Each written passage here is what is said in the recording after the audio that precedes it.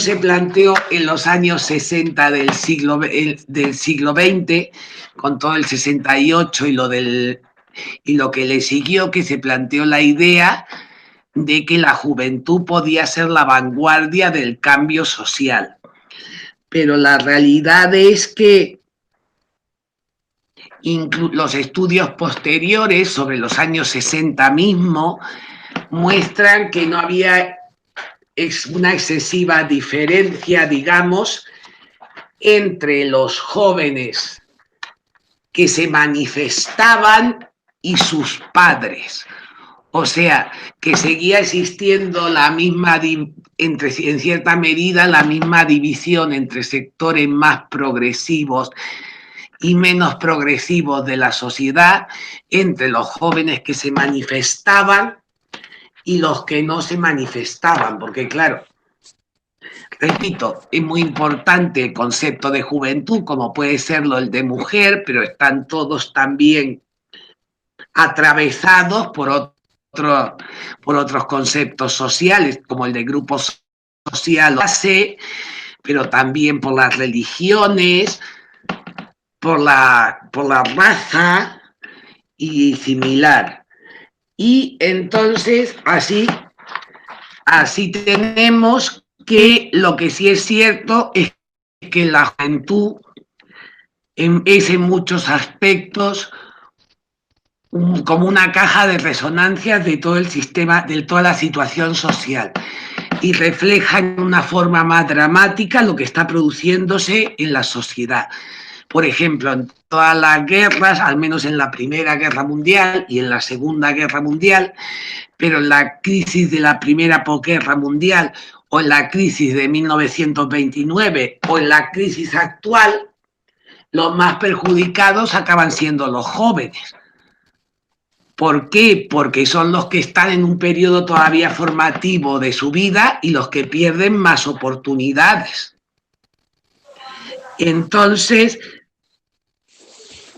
esto significa que los jóvenes probablemente tendrán una mayor tendencia a manifestarse o a actuar en los momentos de crisis. Porque claro, es cierto que los movimientos juveniles, como toda protesta social o política, se producen, digamos, cuando hay una situación que hace que se quiera criticar algo, así, o cuando no hay una represión total que impida que se critiquen cosas. Por ejemplo, en Europa la movilización de los jóvenes en los años 30 fue muy importante. En los años 40 vivieron la guerra mundial, donde se movilizaron mucho, pero dentro de la guerra. Y en los años 50 prácticamente no hubo ninguna movilización juvenil hasta el 68. Y eso se explica por las circunstancias económicas, sociales y políticas que se vivían. Y entonces, cuando los jóvenes actúan, pueden actuar en un momento dado solos, es decir, sin aliarse con otros sectores sociales o aliarse con grupos adultos. Además, yo creo, aunque eso está menos estudiado, que son los jóvenes que son los menos habituados, digamos, o menos acostumbrados a las formas de protesta ya conocidas, los que más pueden influir en el desarrollo de nuevas formas de protesta o en los cambios en las ya existentes. Por ejemplo, durante los años 20 y 30 del siglo XX en Europa, los jóvenes fueron muy importantes en el establecimiento de organizaciones paramilitares, tanto entre comunistas y socialistas como entre nazis, fascistas italianos y conservadores de derecha autoritaria, digamos, tradicional. Fueron mayormente jóvenes los que conformaron las organizaciones paramilitares.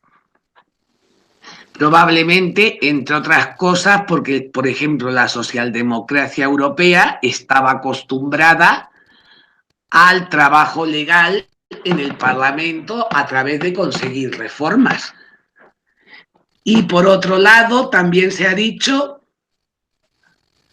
que los jóvenes aprenden también de las protestas de los adultos. Y, por ejemplo, eso se ha estudiado poco, pero en el caso británico se dice que las huelgas escolares y estudiantiles que se empezaron a producir desde finales del siglo XIX, que digamos que tomaba el ejemplo del movimiento obrero. Pero también, Sí, no, sigue, profe. Que también digamos que hay una especie de situación de reciprocidad por la cual en un momento dado los mayores, digamos, moderan a los jóvenes, entre comillas, pero estos últimos a la vez les abren nuevas ideas o les introducen nuevas posibles soluciones a los adultos.